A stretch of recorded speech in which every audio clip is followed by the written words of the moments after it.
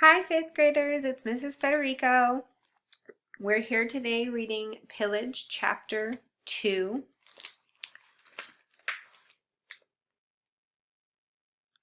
I will read at the beginning of every chapter now. There's an excerpt from The Green Got Not, as recorded by Daniel Phillips, that I will read at the beginning of every chapter.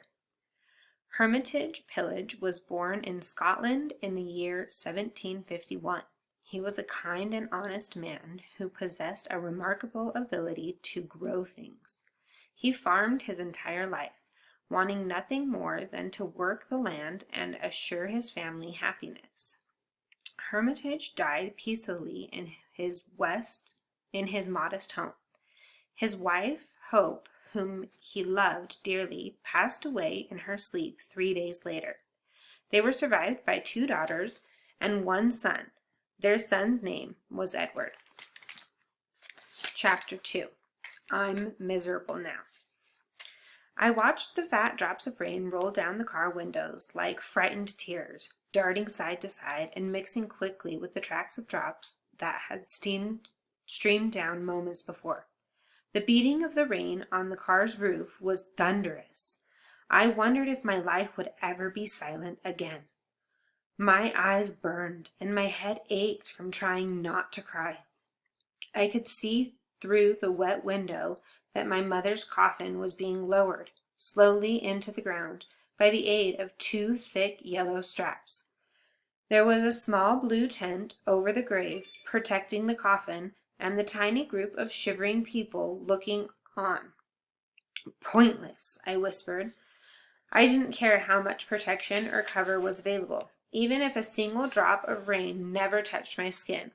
I knew my soul was going to be wet for some time.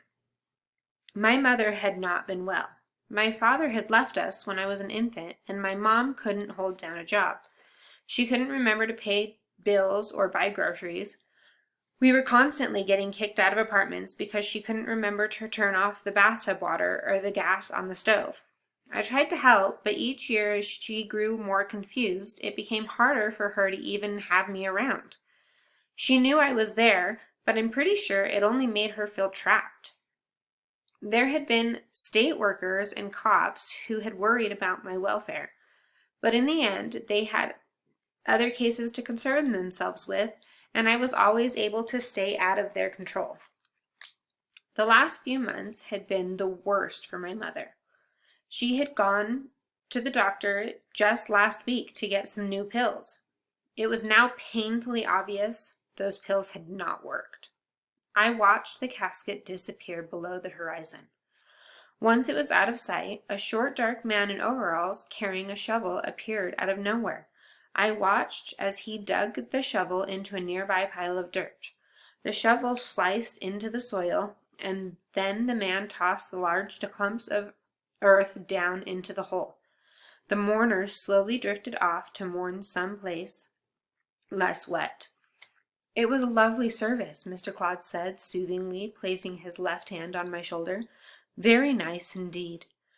I looked over at the man sitting next to me in the back seat of the car.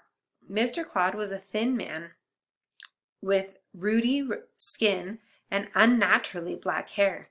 He wore a gold tie and a black suit that was as faded as the life that had been honored. Mr. Claude was my mother's lawyer. I had never understood why she needed a lawyer in the first place, but she said it was because of her family. I had only met him twice before, and now I was forced to share one of the worst moments of my life with him. There was nothing lovely about it, I argued. Well, the flowers were beautiful, he sniffed. Flowers? I said incredulously. Who are you? Mr. Claude's face reddened a bit as he straightened his already straight tie. The rain became even heavier, making it impossible for there to be a truly awkward silence. Eventually, Mr. Claude spoke again.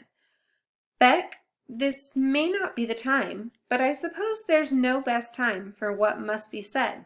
I stared at Mr. Claude and wished he would disappear. It didn't work.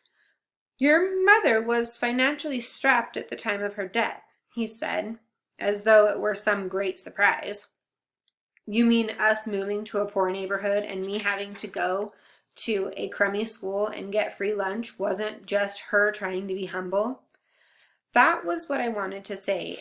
Instead, I sarcastically said, Really? Mr. Claude sniffed. Fortunately for you, she comes from money. The words made no sense to me. I pictured a large pile of money giving birth to her. What? I asked. Her family was wealthy. Rich? I suppose. And they're sending money. I asked hopefully. I had been spending the last few days sleeping at my neighbor's house. Mrs. Welch was a kind old woman who had befriended us the second we moved in. When she heard my mother passed away, she instantly insisted I stay with her until they could figure out where I would be best placed. Best placed? I loved whenever I heard someone say that, like I was a puzzle piece or a vase that people simply need to find a spot for.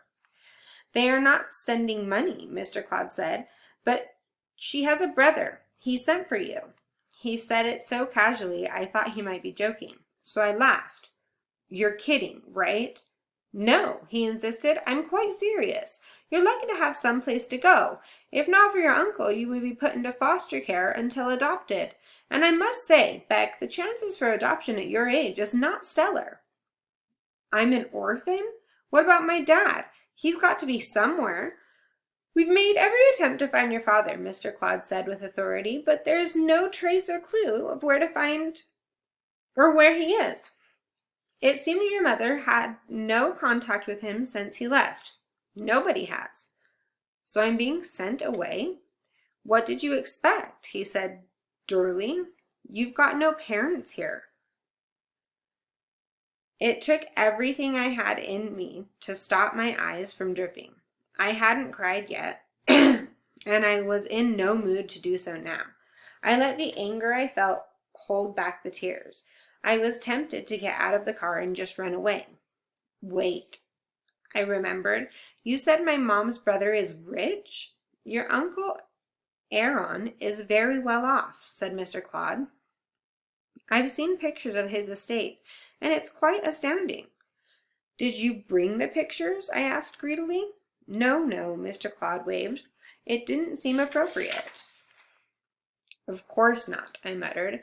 Why show me where I'm going?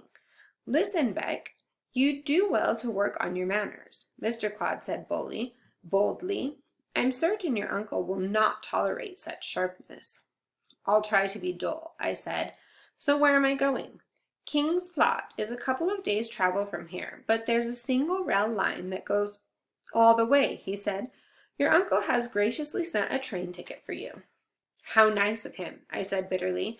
I can just get on a train and go live with someone I've never met. It's either that or be put in a home with someone you're not related to, he pointed out. The rain on the roof simmered. It went from boisterous to beckoning, sounding like soft whisper from Mother Nature herself. Most of the dirt had been sitting next to my mother's grave was gone. I hated how I felt. I hated the dark inside of me that wanted nothing more than to break a window with my fists, or light something on fire, or Mr. Claude tapped on the glass, dividing us from the driver. To the train station, he ordered. Train station? I asked with panic.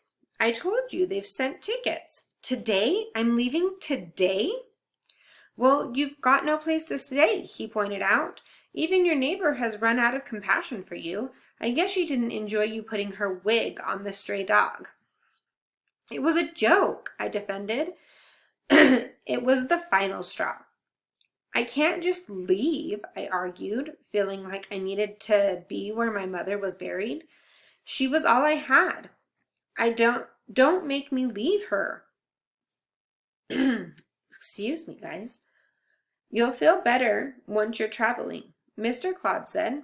I promise. What about my stuff? I asked, wondering how he could promise me how I'd feel. The few things you had are packed and waiting at the train station, he said, as your mother wished. She knew she was going to die now? She knew it was inevitable. He sniffed again. She also knew it would be best to make it as easy for you as possible. What about my plant? What plant? Mr. Cloud scoffed. The plant in question was a large-leafed fern I had raised from a tiny seedling. It had meant a ton to me during the last month. It was the only living thing that had responded to me and was better off because I was around. My plant, I argued. Mrs. Welch has it. I'm sure she'll take good care of it, Mr. Cloud said curiously. Move on, driver. But it's a plant, Mr. Cloud said soothingly. The world is full of plants. I felt angry. The world wasn't full of my plants. My world at the moment wasn't full of anything but pain. I had loved my mother, and now the only person who had ever had any patience or love for me was gone, and I was being forced to move away. The driver put the car into gear and pulled slowly away from the graveside. I don't care what you say. I had every right to cry. Okay, guys, we're going to stop there, and tomorrow we will read chapter 3. See you guys tomorrow.